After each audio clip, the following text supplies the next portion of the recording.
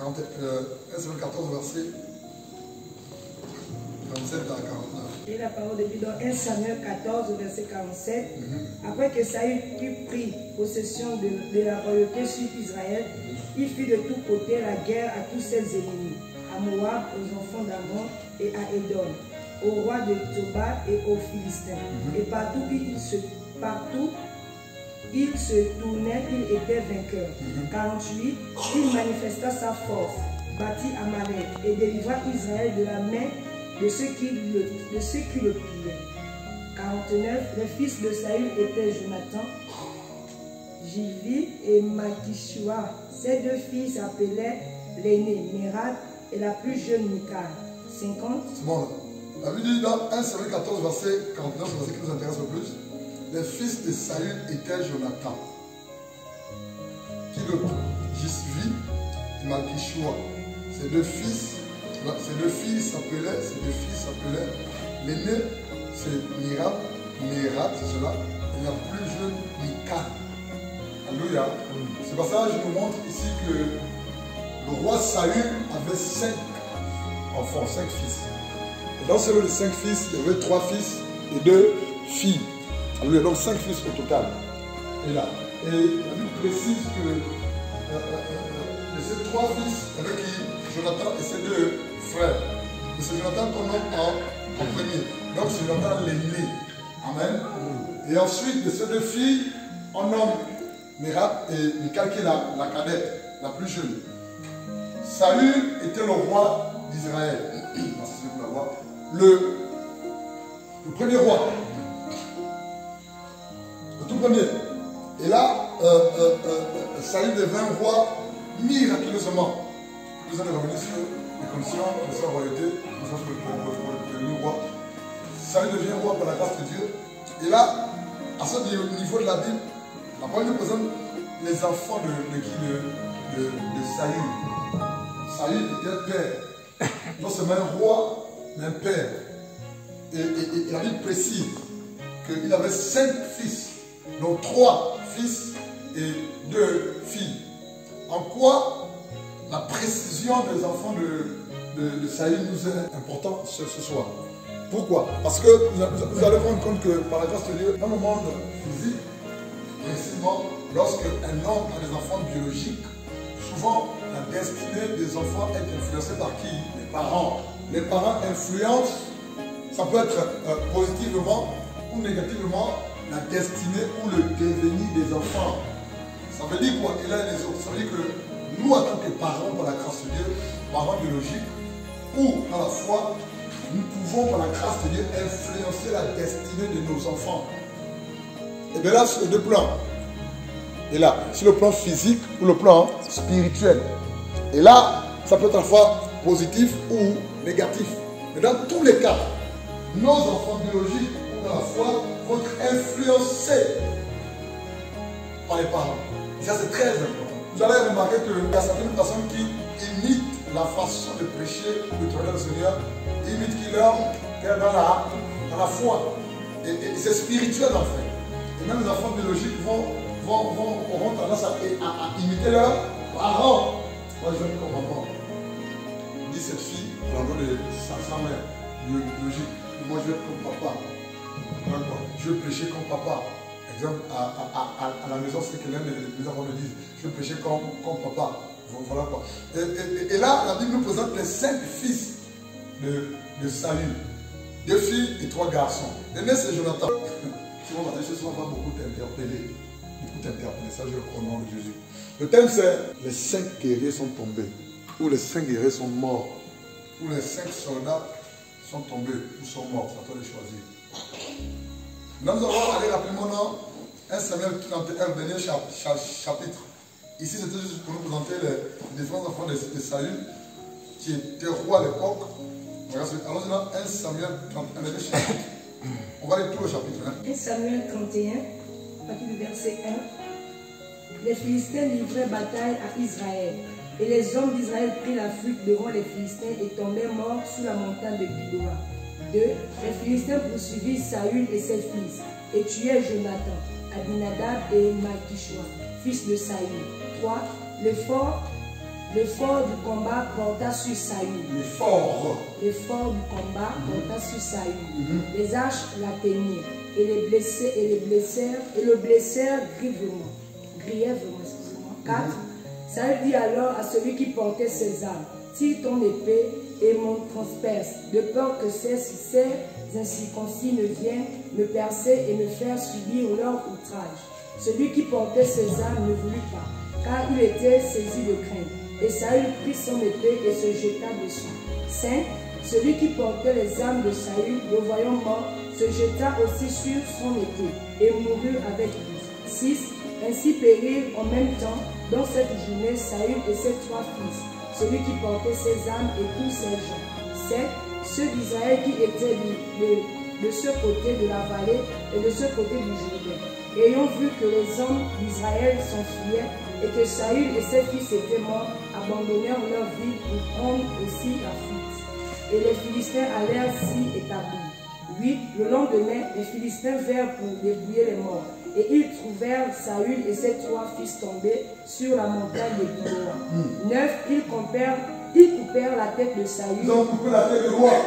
Et enlevèrent ses armes. Puis ils firent annoncer ces bonnes nouvelles par tout le pays des Philistins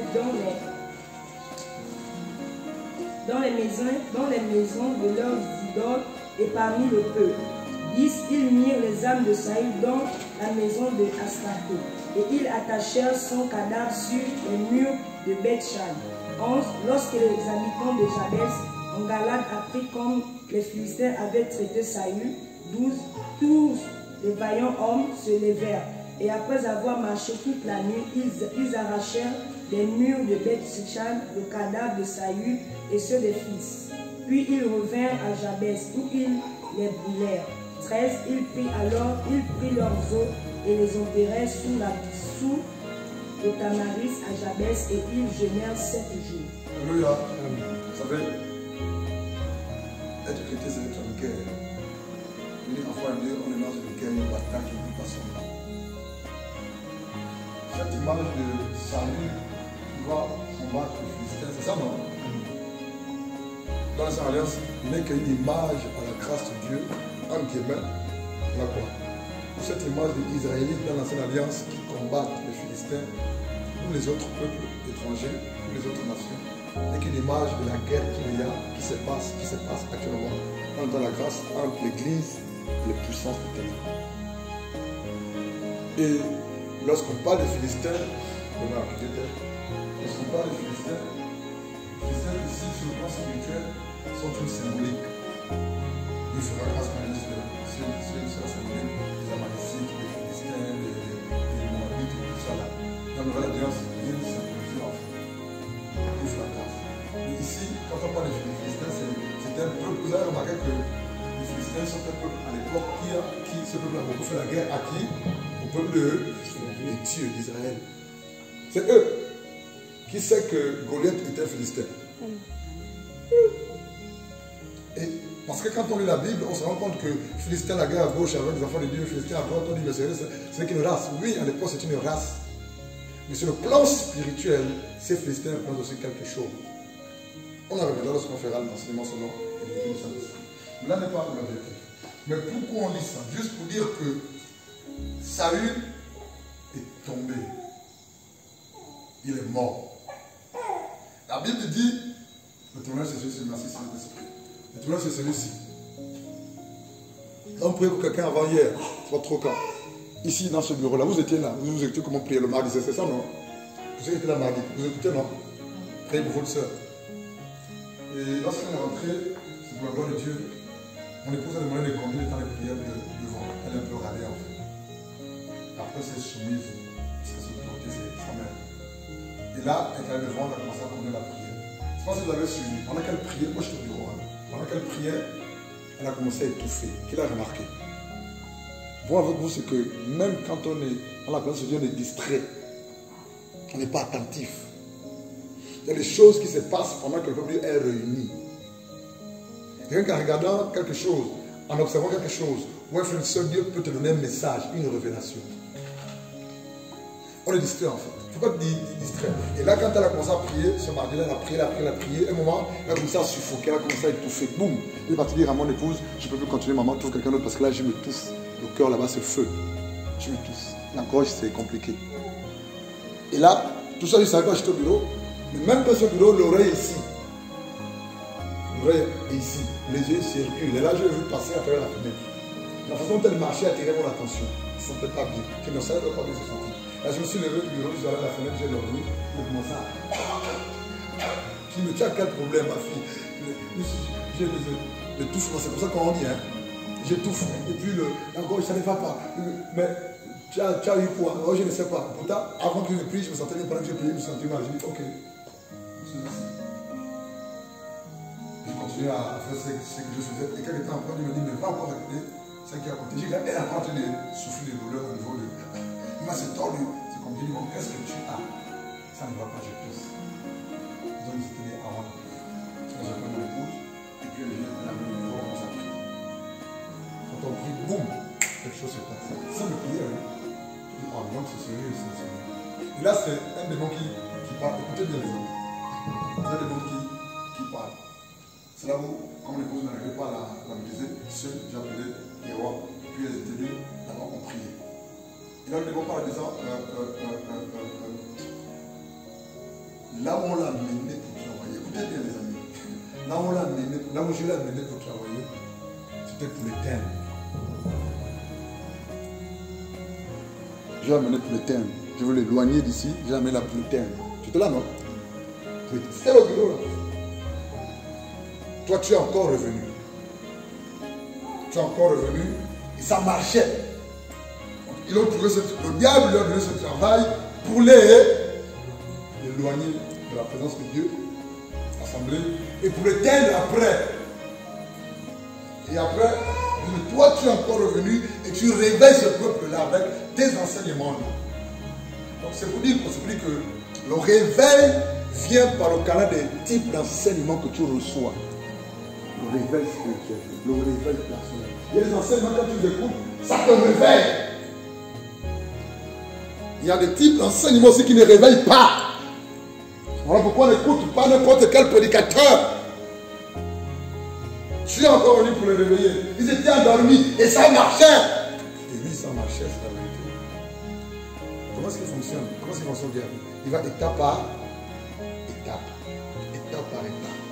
Et lorsqu'il se rend compte qu'il arrive presque au bout de son projet, il tape le coup final.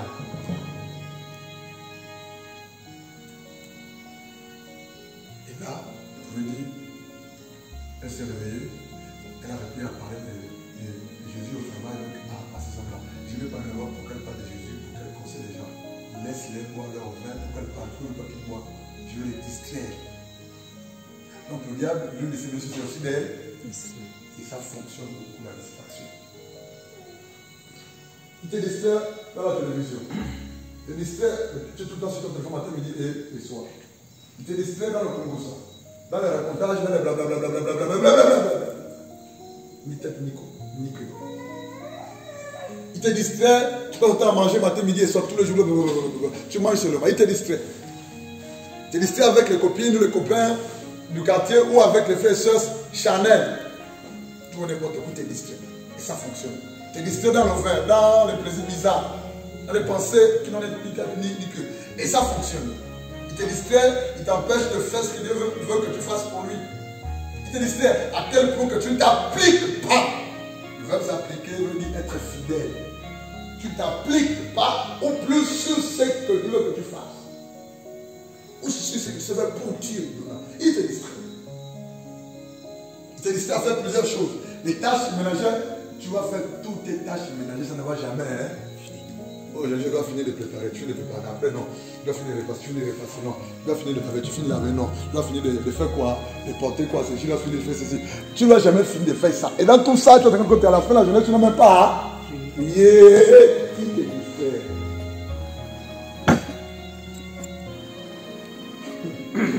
Le souci avec nous, c'est qu'on se laisse distraire. On se laisse distraire. Aujourd'hui, la famille me distrait. Matin, je reçois pour les filles, je fais 1 heure de téléphone avec une lampe pour plus de Dieu l'a fait venir du bien. Vraiment, je ne peux pas dire qu'il a restauré. Et puis, quand je répandais la présence de Dieu, et là, nous les façons encore. J'ai mis encore du temps. Il fallait encore prier parce que la personne avait très mal compris. Très mal, c'était compliqué. Et là, je dis, mais j'ai fait presque 2 heures au téléphone, Seigneur. Alors que j'ai des enseignements à terminer, à finaliser, et pour demain, et pour la semaine. Et là, je dis, Seigneur, quelles sont les écoles de filles qui vont venir, j'ai fait la présence. Il y a même des coups de filles qu'il ne faut pas répondre. Parce que Dieu veut que tu aies ta présence. Et même quand tu as la présence de Dieu, ne réponds pas au coup de fil. Moi, je vais tenir avec elle, je sors la douche et puis après, je parle à cause de mes ça va plus tout le temps en fait. Donc, sortons de la distraction. Il y a quelque chose qui s'est dit encore ce jour-là, devant tes témoins. C'est que je ne peux pas, je généralise la chose, hein. Je ne dis pas que j'ai encore des histoires, parce qu'elle était là. Je ne sais pas autrement, mais avec le même. Il pouvait dire, je ne peux pas vous arrêter, c'est ça non? Ou vous empêcher de faire quelque chose comme ça. Vous arrêter entièrement total. Je ne peux pas. Je ne peux pas. Je généralise la chose, mais c'est spécifique. Mais ce que je peux faire, c'est quoi? Vous ralentir. Qu'est-ce que ça veut dire ralentir? C'est le mot synonyme de ralentir. Ralentir. Freiner. Ralentir. Retarder. Retarder. Ralentir. Alourdir. Alourdir. C'est très bien. Freiner, retarder, alourdir, ralentir. Hein? Faire attendre. Ralentir. Faire reculer. Et je vous assure que ce qui fait que, écoute-moi bien les amis, ce qui fait que si c'est demain que tu es censé arriver là où Dieu que tu arrives, ou obtenir ce que Dieu veut que tu obtiennes, qu'est-ce que Dieu veut faire? Il va faire en sorte que tu n'obtiennes pas sa venue. Donc il va quoi? Il va t'alourdir, il va te rabaisser, il va te faire reculer, il va retarder, attarder la chose. Mais qu'est-ce qu'il va utiliser? Des choses dont tu aimes le plus. Parce qu'il ne veut pas que tu obtiennes ou que tu fasses ce qu'il veut que tu... Parce que notre éternel de temps et de circonstances. Il faut comprendre le sens de cette expression. Temps et de circonstances. Donc il travaille en fonction de temps et de circonstances. Donc il a arrêté dans un certain nombre de temps ce que tu dois faire, ce que tu dois obtenir, ce que tu dois faire, vrai ou faux. Mais qu'est-ce qu'il vient de faire? Il veut te ralentir, Lona. Il veut freiner. Il veut retarder jusqu'à ce qu'il fasse le coup fatal et tu passes à côté sans obtenir ou faire ce qu'il a déjà décidé de faire. Et ça marche pour la plupart. Ça marche. Il faut te révolter. Je ne peux pas. Je ne peux pas. Je ne peux pas. Ce que je peux faire, c'est ralentir. Bon, qui conduit ici là? Comprends-tu conduire, non? Si tu es censé arriver au point B dans 1 heure et que tu dois conduire à 100 à l'heure, c'est l'exemple, je ne me dis pas tout, mais qu'en temps tu conduis à 15, à 20 à l'heure, c'est ça non? Tu vas arriver au même moment. Si tu as rendez-vous, exemple, à 12h30 et que tu es censé arriver à 12h30, mais en temps pour arriver, tu vas conduire à 100 à l'heure et tu conduis à 20 à l'heure, est-ce que tu vas honorer le rendez-vous? Et s'il y avait quelque chose à obtenir ou bénédiction, tu passes à ce que vient de faire. Si tu as compris que Dieu te dit. Et pour y arriver, il va t'empêcher de prier, de jeûner, d'être enseigné, de méditer, d'aimer l'intimité, il va t'empêcher d'aimer l'intimité du Seigneur. Il va t'amener dans tout et n'importe quoi. Il va. Et le temps va. Dieu, je le répète, est un Dieu de principes et de lois.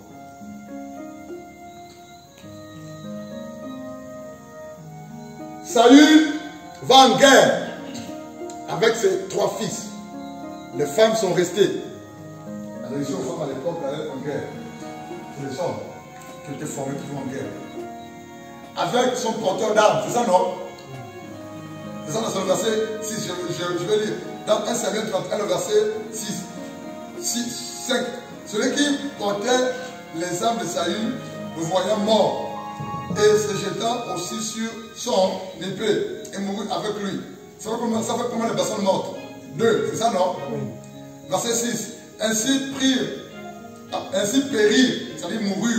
Ainsi mourir ou périr en même temps dans cette journée, hein, c'est ça non? Une seule journée qui Saül et ses 3 fils.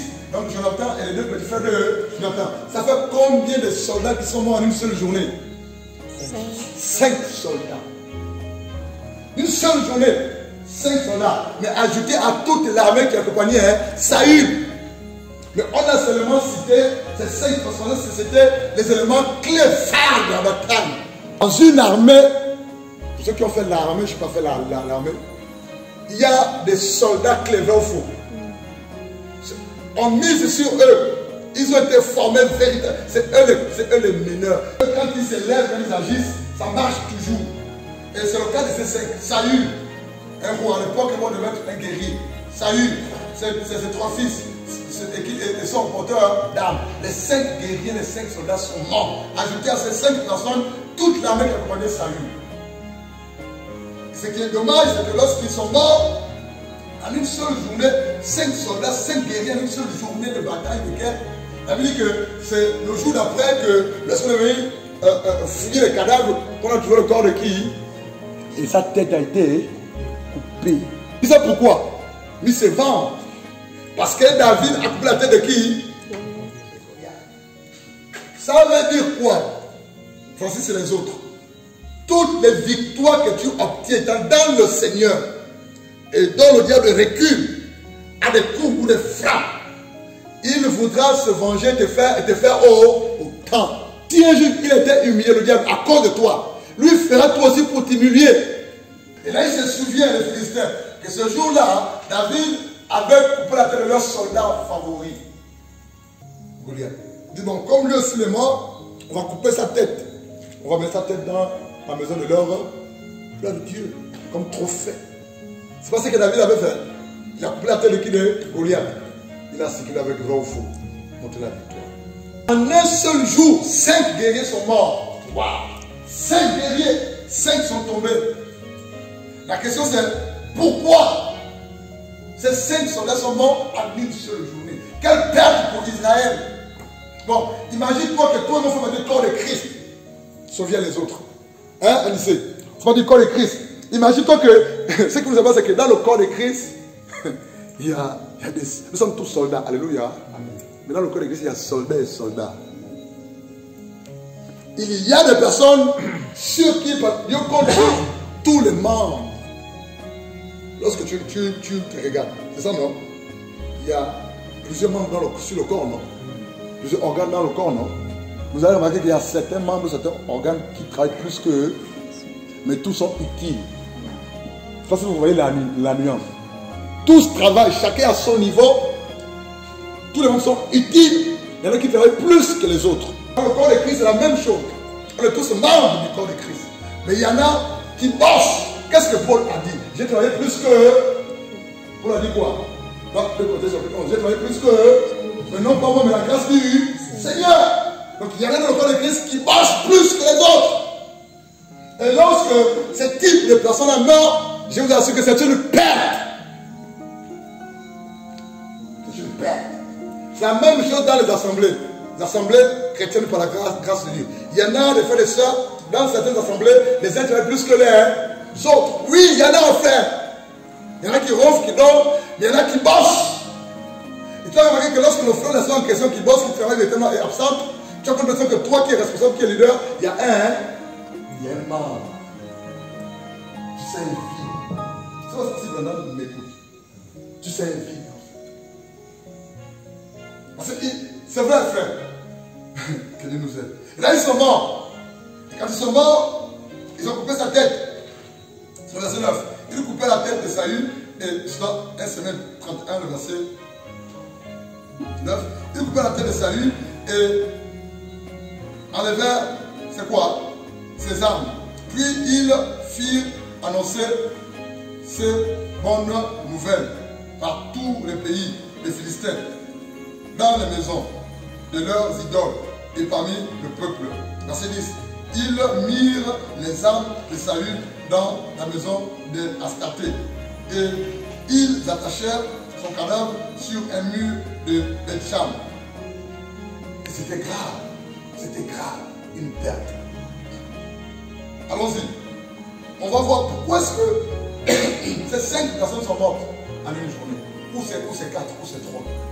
Même c'est 5. Allons-y. Disons 2 Samuel chapitre 1. Nous allons lire verset 17 jusqu'au verset 24. Vas-y, Léonard, rapidement.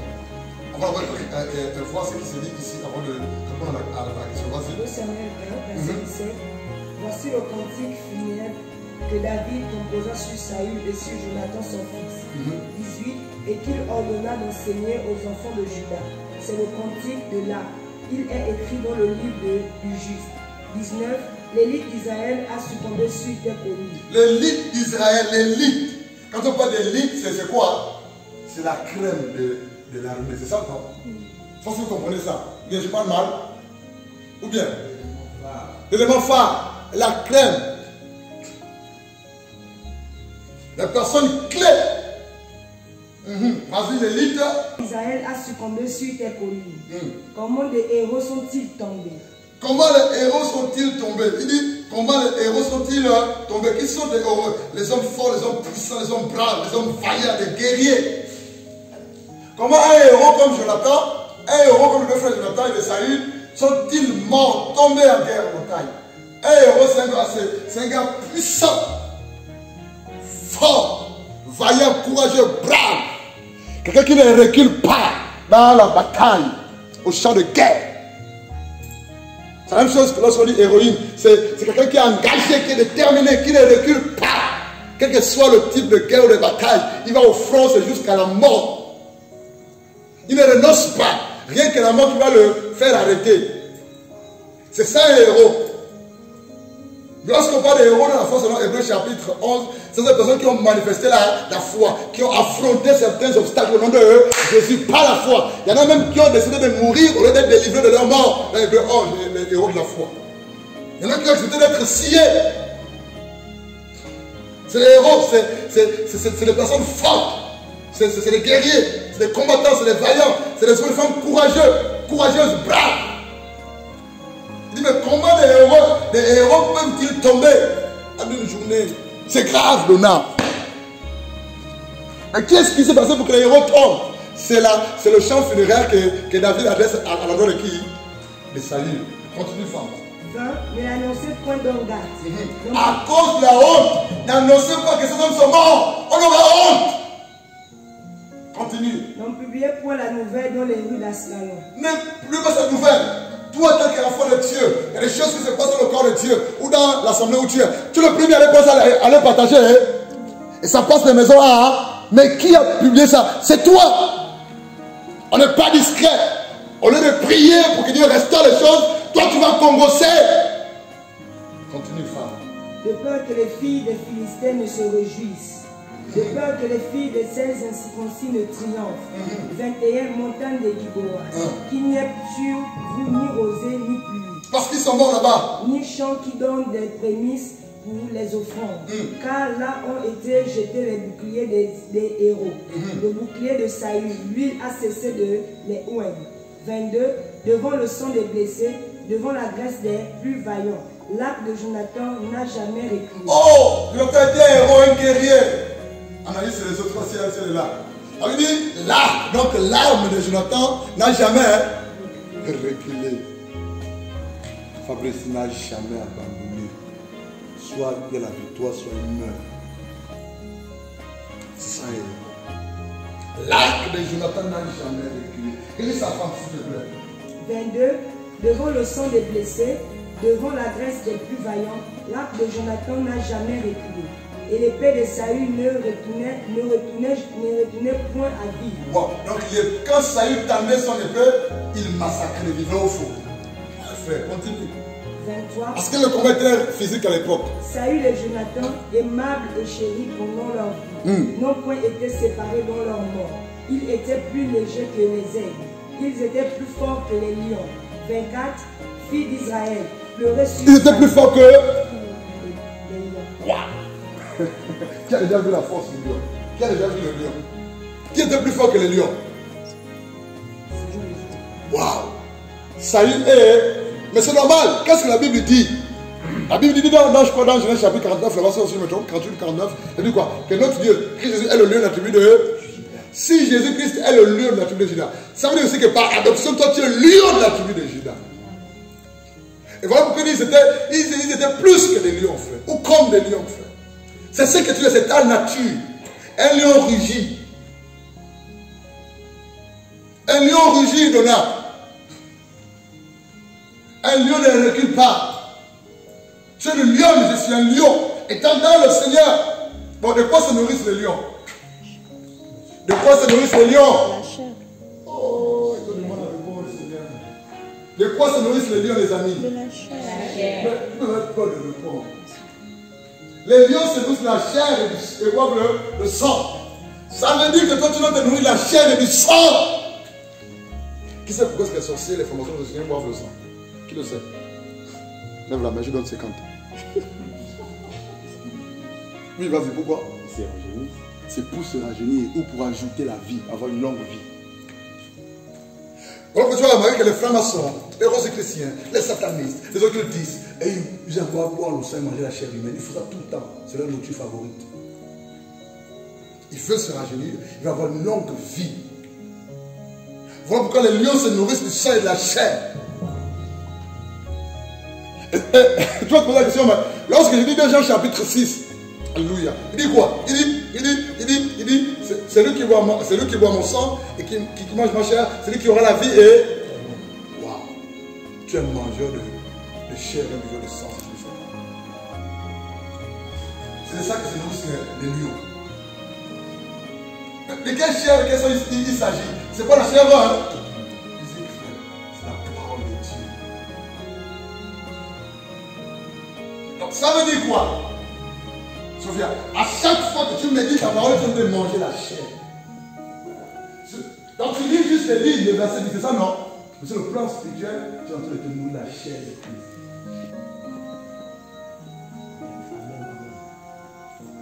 Ce qui fait que les hommes et les femmes, par la grâce de Dieu, qui méditent, qui lisent, et ce sont ces hommes et les femmes, par la grâce de Dieu, qui vont voir véritablement Christ être formé corporellement en eux. Et là, c'est notre dimension de la foi, la relation avec Dieu.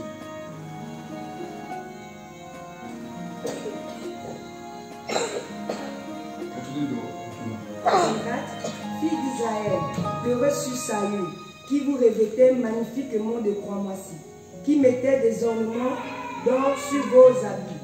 25. Comment des héros sont-ils tombés au milieu du combat? Comment les héros sont-ils tombés? 5 héros sont tombés. Allez sur le journée, continue. Comment Jonathan a-t-il succombé sur tes collines? Comment un grand soldat comme Jonathan a pu... Attendez. En fait, David ne pouvait pas penser que Jonathan pouvait mourir. Ce n'est pas possible. Parce que David a vu cet homme-là, ce jeune-là, ce guerrier-là, en exercice, en fonction. Ce n'est pas possible.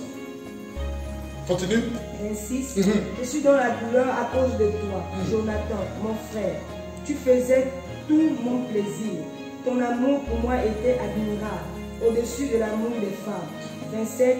Comment des héros sont-ils tombés? On va commencer par Jonathan. Arrête-toi, on va commencer par Jonathan. On va courir le temps. On va commencer par Jonathan. Jonathan est le premier fils de qui? De Saül, comme on l'a dit. Jonathan est mort. Dites-moi, qu'est-ce qui se passe? On va commencer par Saül avant de comprendre avec Jonathan. C'est mieux. Ça va être équilibré. Alors, j'ai 1 Samuel chapitre 15. Si on commence par Jonathan, nous faut le raconter là tout de suite. 1 Samuel 15. 1 Samuel 15. Voilà le rôle de Saül. Dans 1 Samuel 15, verset 1 de la base. 1 Samuel 15, verset 1. Samuel dit à Saül, c'est moi que l'Éternel a envoyé pour toi, roi sur son peuple, sur Israël. Écoute donc ce que dit l'Éternel. 2. Ainsi parle l'Éternel des armées. Je me souviens de ce qu'Amalek fit à Israël, lorsqu'il lui ferma le chemin à sa sortie d'Égypte. 3. Va maintenant, frappe Amalek et dévoue par interdit tout ce qui lui appartient. Tu ne l'épargneras point, et tu feras mourir hommes et femmes, enfants et nourrissons, bœufs et brebis, chameaux et ânes. 4. Saül convoqua le peuple et en fit la revue à Tsélaïm. Verset 9. Verset 9. 1 Samuel 15, 9. Mais Saül Et le peuple épargnèrent Agag. Et les meilleures brebis, les meilleurs bœufs, les meilleures bêtes de la seconde portée, les agneaux gras et tout ce qu'il y avait de bon.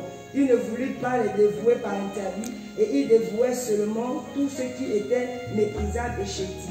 On connaît tout ce passage, je vais insister. Qu'après, Dieu dit à Saül, va tuer les Amalécites. C'est ça, non?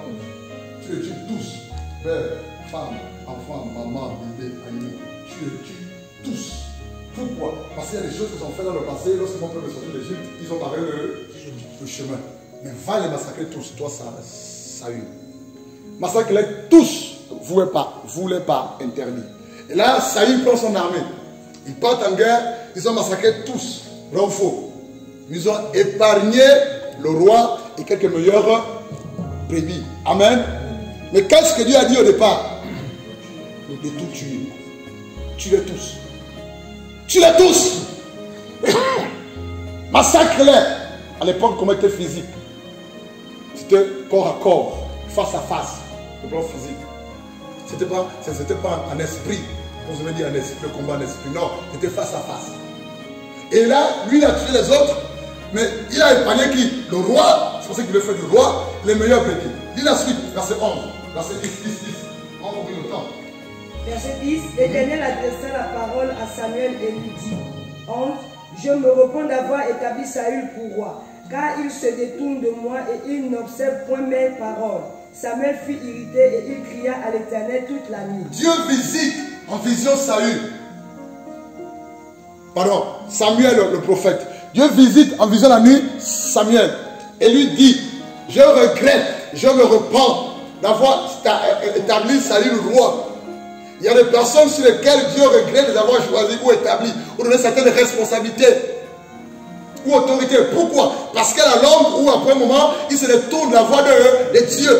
Ils ne font plus avec exactitude ce que Dieu leur a demandé de faire. Et Dieu dit, je me repens, je regrette. C'est ça, c'est repentir. Je regrette d'avoir établi Saül roi. Pourquoi? Parce qu'il n'a pas obéi à ce que je lui ai dit. Et qu'est-ce que Dieu a dit à Saül? Tue-les tous. Bébé, tue-les. Enfants, tue-les. Femmes, tue-les. Petits, tue-les. Papa, tue-les. Animaux, tue-les. Tue-les, tous. Lis la suite, s'il te plaît. Il dit, il n'a pas de bloc toute la nuit. Qu'est-ce qui s'est passé? Dieu a qui? A tourmenté qui? Le prophète Samuel. Pourquoi c'est lui qu'on tourmente? On a directement tourmenté Saül. C'est parce que c'est lui qui a établi qui? Saül le roi. À l'époque, c'est pour ça que Dieu parlait d'abord premièrement. Continue, femme. Il se leva devant matin pour aller devant Saül. Et on vint lui dire, Saül est allé à Carmel. Et voici, il s'est érigé un monument. Puis il s'en est retourné. Et arrête là. Il poursuivait qui? Saül. Voyez là-bas. Voyez là-bas. Oh, là-bas. Jusqu'au point où il a retrouvé. Le verset 14. Verset 14. Samuel dit, qu'est-ce que donc que ce bêlement de brebis? Comment ça va du verset 12? 12. Il se leva de bon matin pour aller devant Saül. Et on vint lui dire, Saül est allé à Carmel. Et voici, il s'en est érigé un monument. Puis il s'en est retourné. Et passant plus loin, il est descendu à Gilgal. 13. Samuel se rendit auprès de Saül.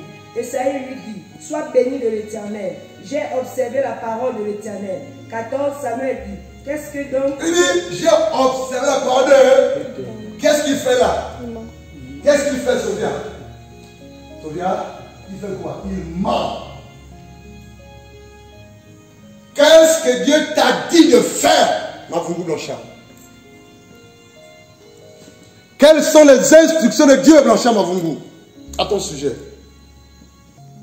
Sophia, qu'est-ce que Dieu t'a donné comme instruction?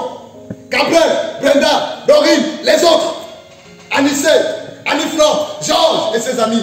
Qu'est-ce que Dieu t'a dit personnellement de faire pour sa gloire? Il t'a dit quoi, ce Dieu?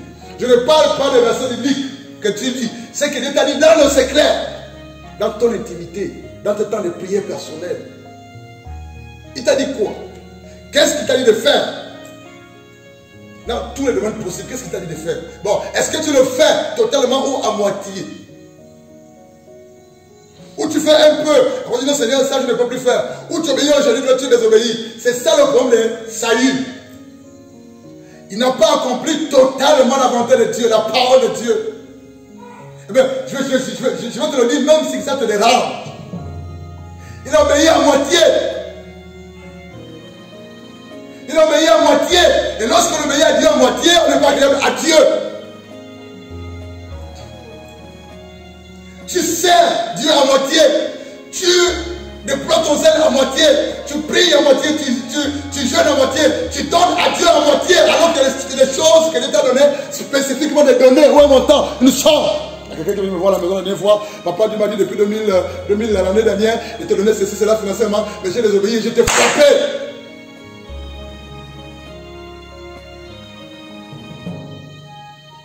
On ne s'amuse pas avec Dieu, les amis.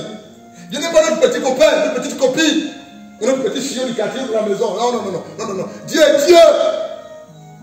Il est tellement exigeant que lorsque on se défait de sa volonté, ou lorsqu'on n'obéit pas à sa volonté, on est à côté. Pourquoi il a épargné le roi et les animaux? Quelle est la réponse? C'est qui, hein, Lona? Pourquoi il a épargné le roi et les animaux? Les animaux d'abord, pourquoi il a épargné les animaux?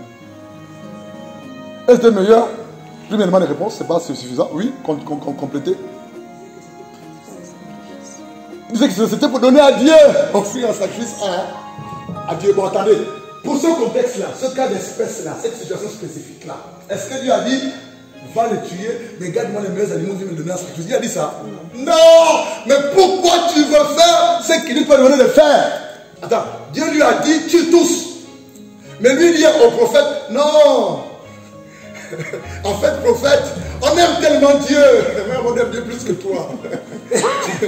En fait, on aime même Dieu plus que Dieu lui-même, le Seigneur. C'est ça veut dire, hein? Et là, je crois que Dieu s'est trompé quelque part. Ou bien il a voulu autre chose, n'a pas été. En fait, c'est ce qui s'est trompé. Dieu s'est trompé. Mais nous, on a gardé les meilleurs animaux pour le sacrifier, pour nous faire un sacrifice. C'est Dieu. C'est les meilleurs animaux, c'est Dieu. On va les lui sacrifier. Amen. Et le roi l'a donné, on l'a tapé en otage parce que c'est pour te prouver qu'on a pu obtenir le combat, la victoire. Mais qu'est-ce que Dieu lui a dit? Tu les tous. Qu'est-ce que Dieu t'a dit? Qu'est-ce que Dieu lui a dit? Tu l'es, hein? Mais qu'est-ce que Dieu t'a dit à toi? Pas à ton mari si tu es marié. Pas à ta femme si tu es marié. Pas à ton pasteur si tu es sous la tutelle d'un pasteur. Pas à l'assemblée, mais à toi. Dieu t'a dit quoi? Car Dieu t'a dit quoi? Qu'est-ce que Dieu t'a dit? Qu'est-ce que Dieu t'a révélé? Parce que certaines personnes qui sont mariées, comme moi et mon épouse, on a tendance à faire des choses qui font plaisir à. Mais ce qu'on oublie, c'est qu'avant d'avoir une relation commune avec Dieu, parce que mon épouse et moi, chacun de nous a une relation personnelle, même si tu es marié avec ton Dieu. C'est une relation personnelle, même si tu es marié. Parce qu'avant que tu te maries, tu es d'abord enfant de chrétienne. Tu étais enfant de Dieu, vrai ou faux. Donc tu avais une relation avec Dieu, tu étais avec Dieu, vrai ou faux. Il y a des choses qui te parlaient, te disaient, vrai ou faux. Maintenant que tu es marié, ton destin s'allie, s'attache au destin de ta femme, de ton mari. Il y a une relation commune de vous avec Dieu. Mais avant tout, il y a une relation individuelle, personnelle. Qu'est-ce que Dieu t'a dit, ton mari? Dieu t'a dit quoi? Avec qui on dit bien. Qu'est-ce que tu as dit, c'est un profil en fait, avec qui on dit bien. Dieu t'a dit quoi?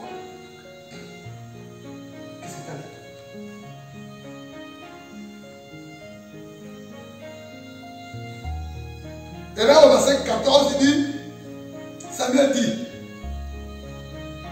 va se donner, c'est toi qui dis. Ce soir. Samuel dit, qu'est-ce donc ce bêlement de brebis qui parvient à mes oreilles et ce mugissement des bœufs que j'entends? Qu'un Saül répondit, ils les ont... je me suis trompé de te dire, prophète. Je vais te dire. En fait, on a parlé de quelques animaux. Je vais te dire ça. En fait, qu'est-ce qu'il a trahi? Le bruit des animaux. S'il n'aurait pas écouté le bruit des animaux, Saül devait penser que le prophète Samuel n'est pas au courant. Oh, il est au courant de parce qu'il lui a dit dans le secret la nuit.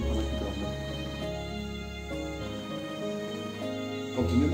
Saül répondit, il les a emmenés de chez les Amalécites, parce que le peuple... Il les a emmenés. Il les a emmenés. Disons Samuel, il les a.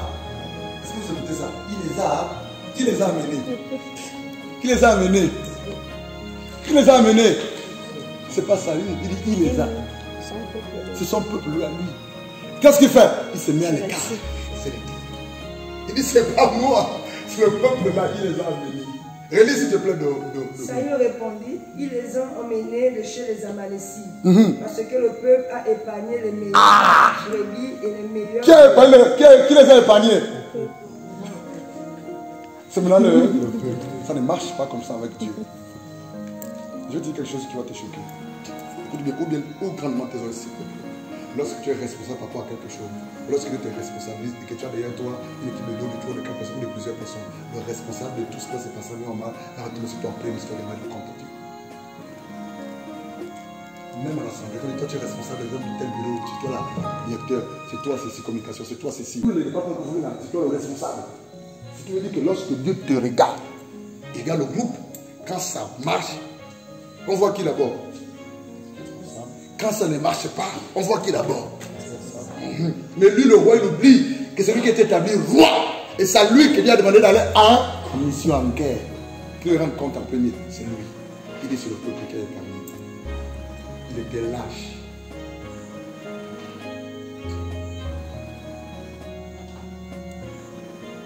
Il dit non à certaines choses. Parce que Dieu a dit qu'on fera ceci, on fera comme ça, on fera comme ça, et non comme ça. Et là, maintenant, il se rend compte que Dieu est en colère. Qu'est-ce qu'il fait? Il veut enlever son corps. Et c'est ce que nous sommes. Lorsque nous responsabilisons, aux yeux de Dieu, on est doublement, triplement responsable à ses yeux. Lorsqu'on conduit, on dirige, on a une responsabilité. Dans l'église, dans le corps de Christ, dans l'assemblée, on est doublement, triplement responsable. Mais lui, il était influencé par le peuple. Et donc on ne sait pas si c'est le peuple ou c'est lui-même, on ne sait pas. Mais lui dit que c'est le peuple. Là, si on demandait au peuple, le peuple devait dire quoi? C'est le roi. C'est la même chose qui se passe entre le diable et le serpent et Adam. Adam, qu'est-ce qui s'est passé? C'est la femme. La femme, c'est comment? C'est le serpent. Le serpent, quand il ne pouvait pas parler, il s'est dit, il a tout encaissé. Pauvre serpent.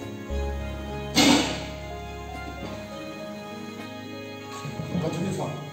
Saül répondit, ils les ont emmenés de chez les Amalécites, parce que le peuple a épargné les meilleurs brebis et les meilleurs bœufs, afin de le sacrifier à l'Éternel ton Dieu, et le reste nous l'avons dévoué par interdit. 16. Samuel dit à Saül, arrête, et je te déclarerai ce que l'Éternel m'a dit. Ah, tu vois, arrête de mentir, arrête de raconter des histoires. Et c'est comme ça que nous sommes. Lorsqu'on veut se justifier de nos manquements, de nos fautes, ou de nos manques de sérieux, ou de notre péché, on fait quoi? On raconte tout et n'importe quoi. Et là, le prophète dit non, arrête, tu mens, ne te fatigue pas. Dieu m'a déjà tout dit, je suis au courant. Maintenant, écoute ce que Dieu dit à ton sujet. Lis la suite, s'il te plaît. Saül lui dit, parle. 17. Samuel dit, lorsque tu étais petit à tes yeux, n'es-tu pas devenu le chef des tribus d'Israël? Arrête-toi là. Ce verset est dans mon cœur depuis des années en arrière. Quand je venais à Monda en 2015, vous allez au revoir à un ancien d'église, mon épouse et moi, très jeune à l'époque, très jeune en 2015, plus jeune que là, David. Aucune expérience. Par la grâce de Dieu, mais servant les gens dans l'évangélisation, la radio et tout ça, dans les hôpitaux, dans les prisons, dans les prisons de Libreville, en prêchant la parole. Mais on le revoit, je dis, je descends avec ma famille, je descends en premier avant monsieur, en mandat, et l'ancien, Fabrice Mondo, nous a fait asseoir, et il m'a pris ce passage. Mon cher, quand tu étais petit à tes yeux, tu n'étais rien du tout. Rappelle-toi quand Dieu va te donner, pas plus loin que et souviens-toi toujours de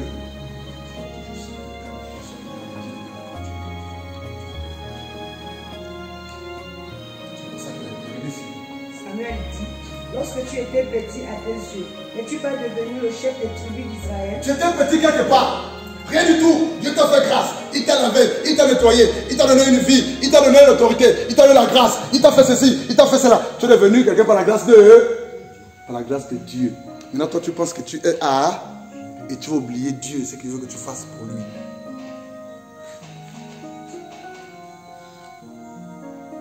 Tu n'avais rien, tu n'étais rien du tout. Tu te possédais, tu t'es habité. Tu t'es prostitué. Tu t'es prostitué, ivrogne, macinateur. On ne te respectait pas, on ne t'écoutait pas, tu n'étais rien du tout. Dieu n'était rien. Nous n'étions rien dans la boue du péché. Nous n'étions rien à nos yeux. Mais Dieu t'a pris, il t'a pardonné, il t'a rincé, il t'a lavé, il t'a donné son esprit, il t'a donné l'enfant, il t'a donné des enfants, du travail, il t'a donné la considération, la grâce, la vie. Tu deviens quelqu'un par la grâce de Dieu.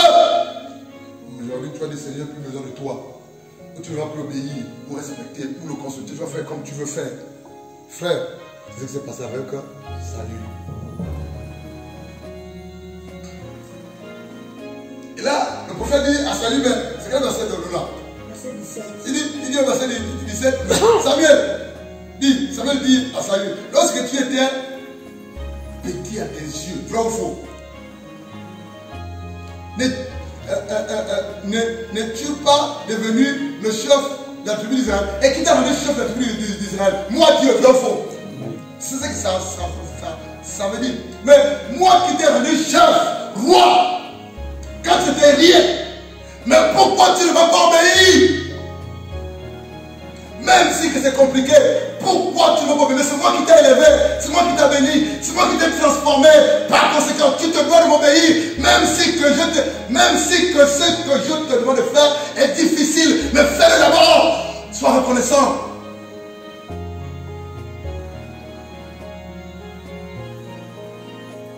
Gabriel, tu n'es rien, Gabriel. Tu t'as béni, tu as la vie, tu as donné du travail, tu as donné son esprit. Gabriel, je veux t'éloigner. C'est que nous étions rien du tout. Je n'étais rien. Je devais mourir par la folie. Il y a l'esprit de folie en famille. Je m'avais épargné après la mort de mon oncle qui m'a pour la folie. C'était moi sur la liste. C'était clair. Le prophétie tombait. On disait à ma mère, ton fils est fou, ma soeur est fou. Celui qu'on voit sur la liste, le prochain. Je m'avais épargné.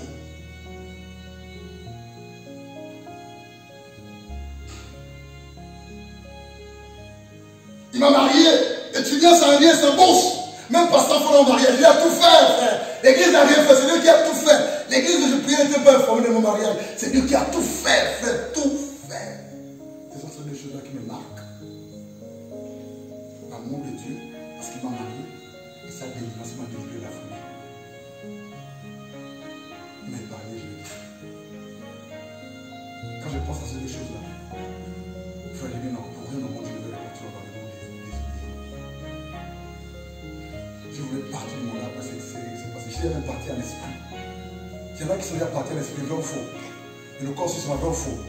J'ai fait un sens, je suis parti de France jusqu'à Toronto, à Pizzi, je me suis trouvé à la Slovée, je vais manger des Nike, et là je vais sauver les lignes dans je crois, il dit, tu vas au repas. Je suis revenu à pied. À mon nom. Il y en a qui sont déjà à l'esprit parti. C'est là que c'est pour qu'ils viennent. Faire la volonté de Dieu à Dieu.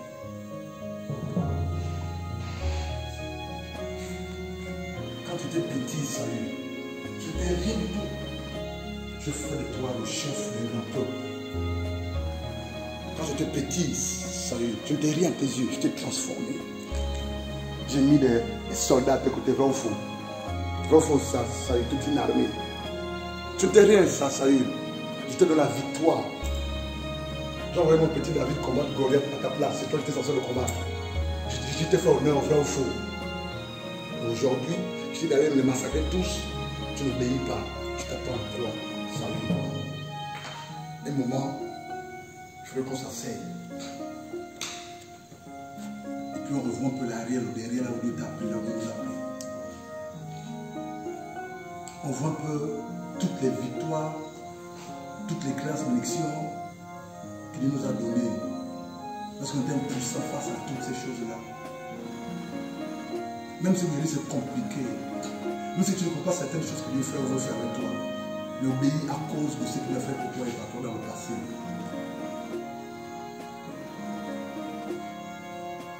Même si qu'aujourd'hui tu ne comprends pas, mais rappelle-toi d'où on a commencé ensemble par la grâce de Dieu. Les victoires, les challenges qu'on a eu ensemble. Saül est mort. Dis-nous le verset 22, s'il te plaît. Verset 22. Samuel dit à l'Éternel, tout type du plaisir dans les holocaustes et les sacrifices, comme dans l'obéissance à la voix de l'Éternel. Voici l'obéissance vaut mieux que les sacrifices, et l'observation de sa parole vaut mieux que la graisse de bélier. Au moment où il faut t'asseoir. Pas sur la chaise, pas sur le lit, mais au sol. Là, tu regardes autour de toi. Tu vas penser que autour de toi, c'est pas toi qui as fait, en fait, c'est Dieu. C'est quand tu es au sol, tu réalises que tu n'es rien. Tu t'assois dans ton salon au sol ou dans ta chambre au sol. Tu regardes autour de toi, tu te poses des bonnes questions. Qu'est-ce que Dieu t'a fait? Qu'est-ce que Dieu t'a fait? Qu'est-ce que Dieu t'a fait? Où est-ce que tu reviens? Et tu as l'âme de quelqu'un comme moi. Tu n'es pas mort, tu es toujours là. Quand les gens pensent que c'était fini, quand tu fais penser que c'était fini, quand la société t'a donné tes poursuivre, les problèmes, les hommes te courent après, les situations difficiles, qu'est-ce que Dieu a fait? Tu dis, Seigneur, à cause de toi, de ton amour envers moi, mais ce que tu as fait pour mon âme, parce que jusqu'à maintenant, je veux persévérer avec toi. Je veux persévérer. Je vais t'obéir. Même ce que je n'ai pas envie, même ce que je suis confiant, même ce que je n'ai pas de vêtements, même ce que je ne suis pas malade, même ce que je n'ai pas ce que je veux, ce que je veux, Seigneur, à cause de ton amour, à cause de la croix, à cause de pardonner mes péchés, ce que tu as fait pour moi, depuis hier jusqu'à maintenant, là, je veux persévérer avec toi.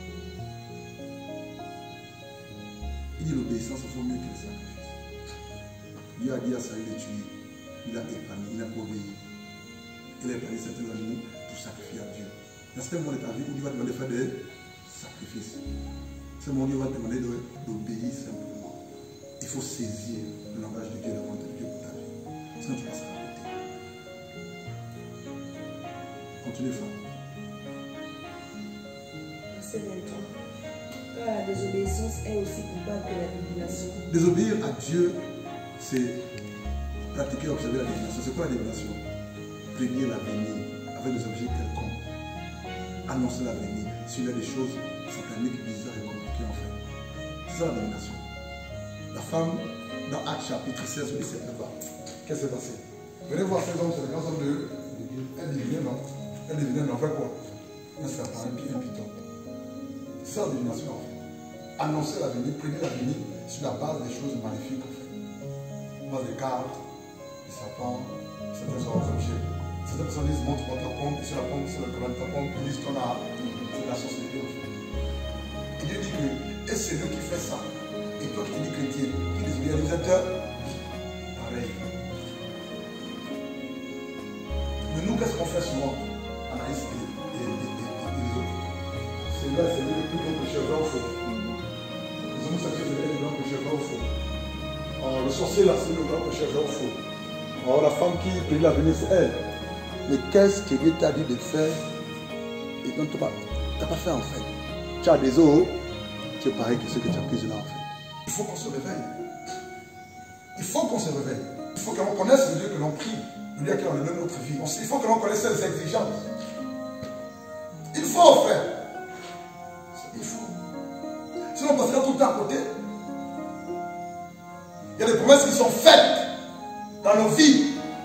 Il y a promis de grandes choses dans ta vie, te concernant bien sûr, ou me concernant, ou nous concernant. Mais pourquoi ces choses tardent? Parce que nous n'obéissons pas, quelquefois ou parfois. Parce que nous ne faisons pas ce qu'il y a attend de nous. Parce que nous traînons encore les choses qui nous contiennent la parole de Dieu, des mauvais caractères. Moi le premier. Seigneur, mais tu m'as promis ça. Et qu'est-ce qui se passe, Seigneur? Tu m'as montré ça. Pourquoi ça t'a, Seigneur? Il va te dire, mais regarde ça, règle ça d'abord. J'ai promis, c'est vrai. Mais ça, c'est pas encore réglé. Ton gouverne, ce n'est pas la première fois qu'il désobéit. Qui le sait? C'est pas le salut. C'est pas la première fois. Là, c'est la deuxième fois. Il avait déjà dit la première fois que tu as passé à côté. Qui le sait? C'est pas la première fois. Alors, c'est 1 Samuel 13. Moi, avec Samuel 13, on va attaquer le jour là. 1 Samuel 13, vas-y. Samuel 13, Samuel dit à Saül, tu as agi en insensé.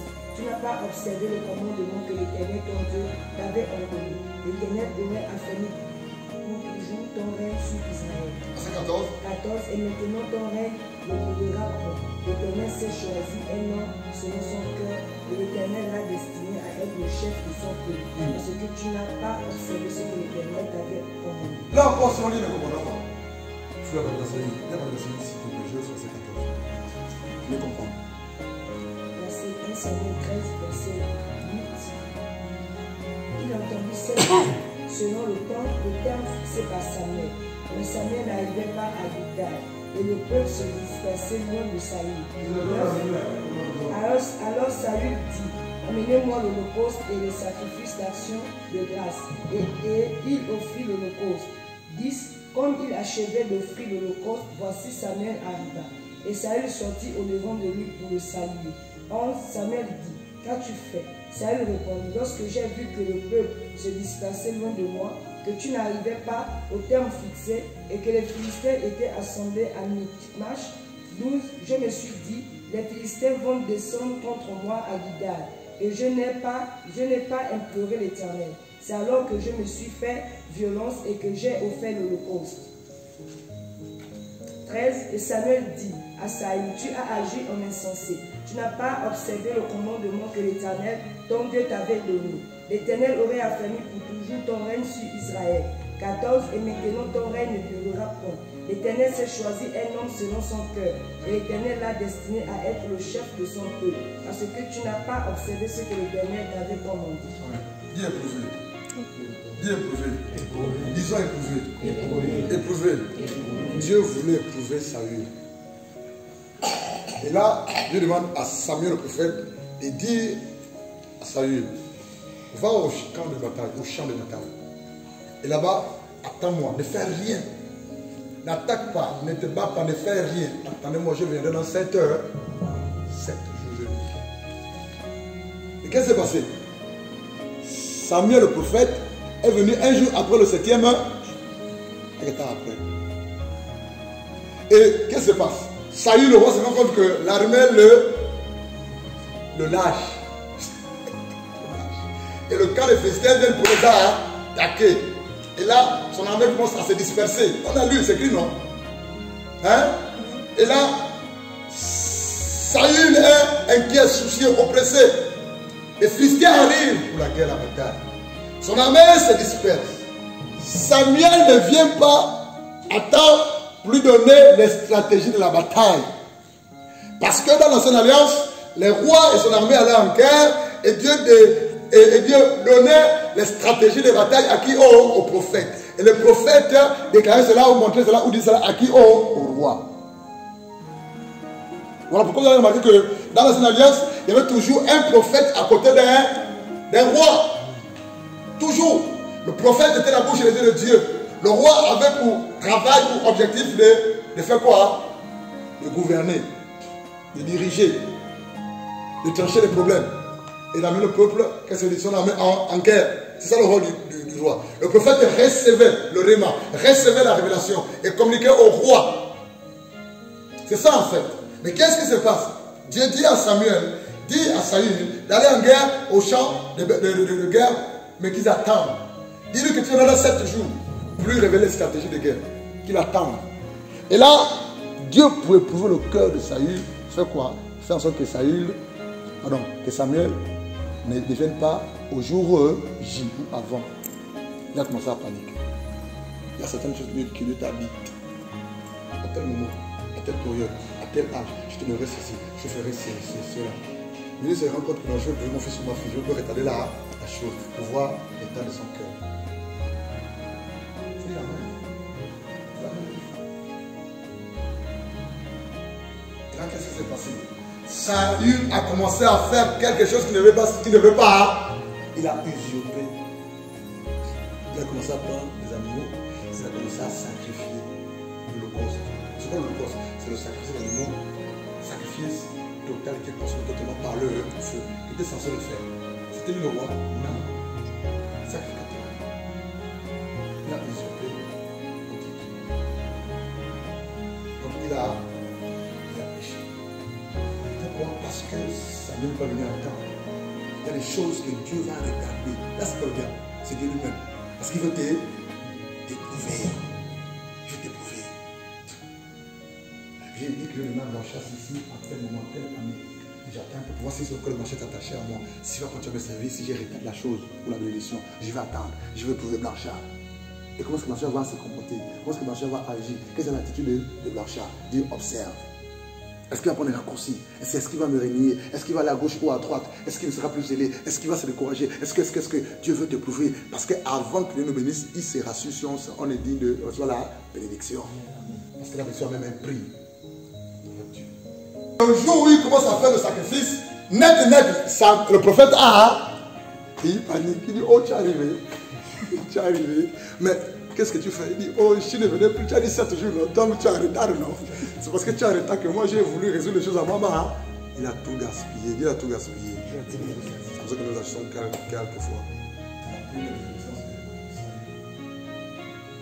Maintenant, ce n'est que la deuxième. Donc, il faut là que je rencontre que celui que j'ai tapé doigt là, il fait quoi? Il fait toujours ça.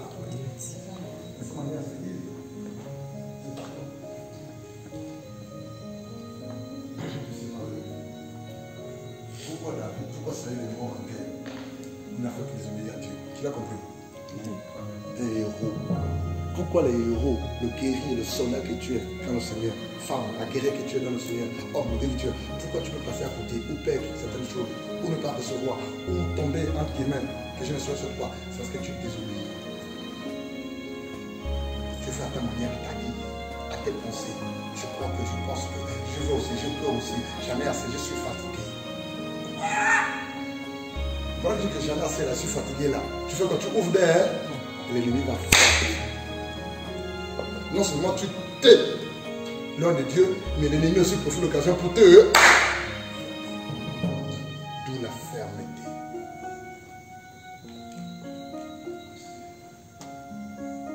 Isaïe 58, 2, Isaïe 59, 2, lisons maintenant. Le passage. Isaïe 58, 2, Isaïe 59, 2, lisons. Ensuite, on va voir pourquoi est-ce que Jonathan est mort. On va conclure. Isaïe 58, verset 2. Tous les jours, ils me cherchent. Ils veulent connaître mes voies, comme une nation qui aurait pratiqué la justice et n'aurait pas abandonné la loi de son Dieu. Relis encore s'il te plaît. Relis. Écoutez bien, écoutez bien. Isaïe 58. C'est conjugué au conditionnel. Tous les jours, ils me cherchent. Tous les jours, mon peuple me cherche. Ils veulent connaître mes voies. Ils veulent connaître mes voies, ma volonté. Comme une nation qui aurait pratiqué la justice. C'est comme s'ils obéissaient avant ma parole pour que je leur révèle ma volonté ou mon chemin ou mes voies. Ils n'auraient pas abandonné la loi de son Dieu. Ils me demandent des arrêts de justice. Et ils désirent l'approche de Dieu. C'est comme si ils m'obéissaient. Ils me demandent que je leur montre ma voie, c'est ça non? Mais au départ, ils m'obéissent. Mais comment je peux leur montrer ma voie, ma volonté s'ils m'obéissent au départ? Quelle version Louis II de ce passage? Lisons là dans la version Louis II. Tous les jours, ils me cherchent. Ils veulent connaître mes voies. Ils me cherchent. Ce peuple-là cherche. Ils veulent connaître les voies de Dieu. Continue. Comme une nation qui aurait pratiqué la justice. Et comme une nation qui aurait. Donc, comme une nation qui aurait. Donc, ils ne pratiquent pas là. Mais ils ne pratiquent pas la justice. C'est la parole de Dieu. Mais ils veulent que Dieu leur montre ça. C'est pas possible sa voie. C'est pas possible. Pour que Dieu montre à ce peuple sa voie, il faut au départ que ce peuple obéisse à Dieu. Quelle version d'Arabie c'est là? Quelle version d'Arabie? Je vais vous la version d'Arabie. Quelle est ta version de s'il te plaît? Verset 2. Tous les jours, ils me cherchent. Ils veulent connaître mes voies. Comme une nation qui aurait pratiqué la justice et n'aurait pas abandonné la loi de son Dieu. Attends, mais comment voulez-vous que je montre ma foi si personne t'a à désobéir? Comment voulez-vous que je communique ma volonté, ma foi, personne t'a à désobéir? C'est ce que ça veut dire en fait. Alléluia. Obéissant. Non seulement à Dieu, à sa parole te dit, mais à ce qu'il te dit à toi directement dans ton eau, qu'est-ce qu'il te dit directement dans ton oreille? Il faut veiller. Tu lis ce qu'il écrit, alléluia. Amen. Il y a des choses qu'il te dira toi directement, soit dans ton oreille ou dans ton esprit directement.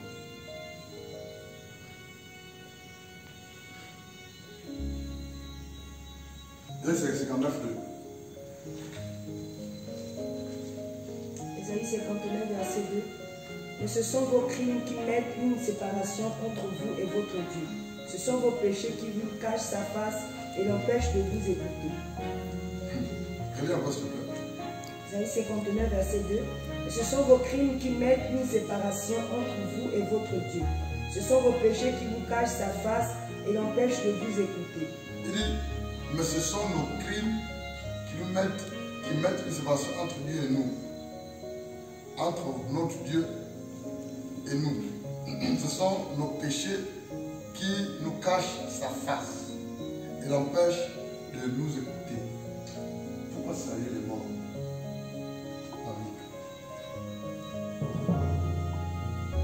Je dis, pourquoi saluer les morts? On a pourquoi saluer les morts? Parce que la personne est en train de venir à la conférence. On a pu s'écouter les autres.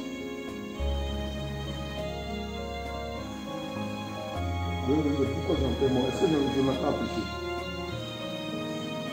Je ne m'attends pas à pécher. Si. C'est ce que nous allons voir tout à l'heure là. La conclusion. Je te dis les amis. Oui, Dorine, partage-nous la révélation.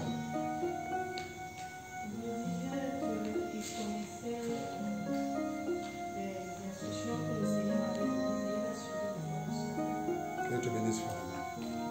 Tu donnes la partie de la réponse, ce soit la totalité de la réponse. Vous savez, il y a deux personnes devant moi, s'il vous plaît, avec moi, deux personnes ici. Et je suis un garçon.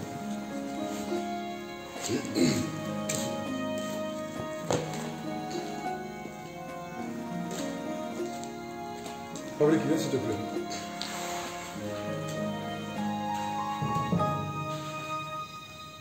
Vous allez le suivre. Il va marcher. Frère, marchez là où il est. Mettez-vous derrière lui. Mon ami, toi ici là. Allez là où vous êtes. Quand il se coupe, revenez ici. Allez-y, si vous suivez-le. Vous allez zigzag, zigzag, vous êtes libre.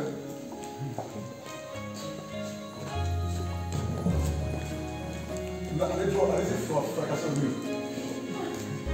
Allez-y, fracassez le mur. Affrontez le mur. Il est le mur. Alléluia. C'est vous les amis. Tu as compris? Tu as compris comment le mur? Moi j'ai compris que lorsque le dirigeant est buté, en tout cas lorsque le dirigeant lorsque le dirigeant se retrouve face à l'obstacle, lorsqu'il coule, c'est-à-dire lorsqu'il meurt, tous ceux qui sont derrière lui aussi coulent. Tout est ouvert. Écoute bien, s'il te plaît. Dieu avait déjà rejeté qui? Saül. Disqualifié. Dieu s'est retiré de lui. Jonathan savait que Dieu se retirait de lui. C'est même Jonathan qui défendait qui? David auprès de son père, vrai ou faux? Donc Jonathan savait que le Dieu d'Israël, le Dieu d'Abraham, Isaac, Jacob, n'était plus avec son père qui était roi. Mais seulement de manière superficielle ou artificielle. Mais qu'est-ce qui se passe?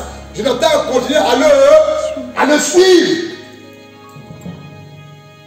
Par conséquent, si tu suis celui qui n'est plus avec Dieu, Dieu n'est pas aussi avec eux. Il faut le dire, frère. Si tu suis quelqu'un qui n'est plus du cas de Dieu, tu n'es pas aussi du bon camp, vrai ou faux? Qui tu suis? Avec qui tu travailles? Qui tu écoutes? Qui t'enseigne? Est-il avec Dieu ou Dieu est avec lui? Obéit-il à Dieu, au sens de Dieu? Ou tu suis quelqu'un, tu écoutes quelqu'un, tu as quelqu'un, quand vous tenez par Dieu? Mais Dieu n'était plus avec qui? Saül.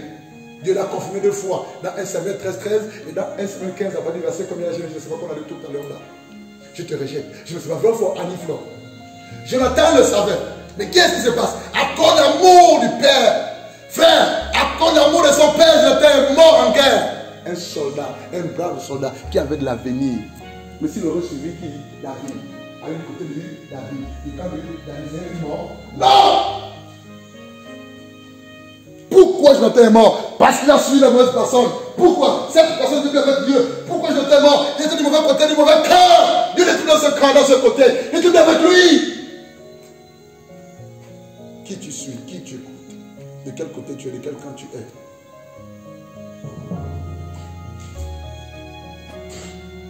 Le problème c'est quoi? C'est les sentiments. Si ton père est homme de Dieu, et que Dieu a rejeté ton père qui est homme de Dieu, si tu continues à aller à côté de ton père, tu es perdu. Ou avec lui. Tu n'es plus avec lui. Et de logique, je veux dire. quitter qui? Saül. Et aller rejoindre qui? David. Et c'est là le problème de plusieurs d'entre nous. On a du mal à discerner, à reconnaître là où Dieu est et là où Dieu n'est pas. Qui est avec Dieu, qui n'est pas avec Dieu. Qui Dieu approuve et qui Dieu n'approuve pas. Qui Dieu, avec qui Dieu ne travaille pas. On a du mal. C'est les sentiments, c'est les émotions, c'est notre arrière-pensée, c'est nos intérêts personnels. Jonathan est mort. Pourquoi?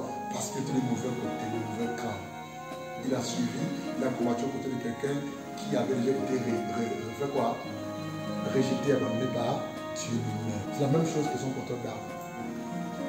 Saül. C'est la même chose que l'armée en question.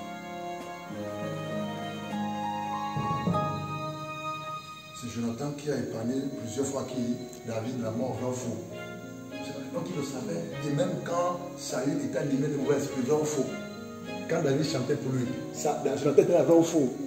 Il savait qu'il était plus avec son père. C'est Dieu qu'il faut suivre. C'est Dieu qu'il faut écouter. C'est Dieu qu'il faut obéir. Et même dans votre travail, rassurez-vous, c'est là où je prie, on sait où je travaille. Dieu est là, Dieu est avec lui. Dieu obéit.